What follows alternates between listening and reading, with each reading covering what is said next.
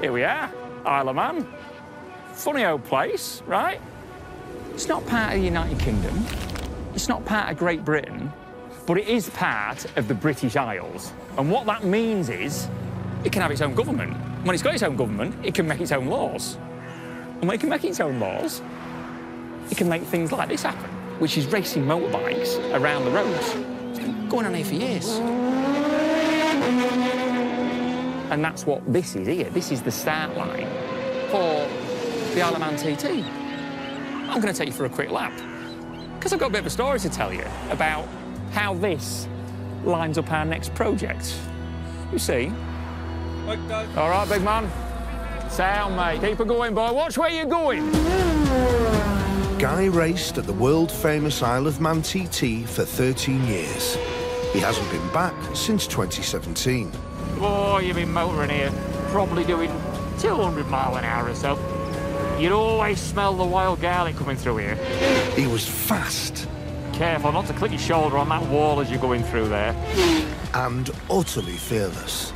I think I came off here, which looked dead spectacular because the bike went up in a ball of flames. And he was always a fan favourite. To be honest, I couldn't tell you where we are now.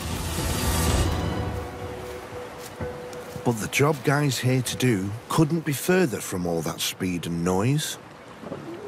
So that racing caper, that was busy people, pressure, all of that, and I'm not a big fan of any of those things. I like riding my bike, but I don't like all of the other bits that come with it. Right, so what we used to do, me and a few mates, we'd always come down here. This is right on the south edge of the Isle of Man, right? We'd sit and drink tea, and then I'd sit and look at that place. I was always fascinated, well, what goes on there? What's all that about? And it turns out it's the Carfer, man. It's a mile square nature reserve. There's no mains electric, there's no mains water, no central heating, no shops. But despite that, 3 or 4 people live on there, right? They're called the wardens.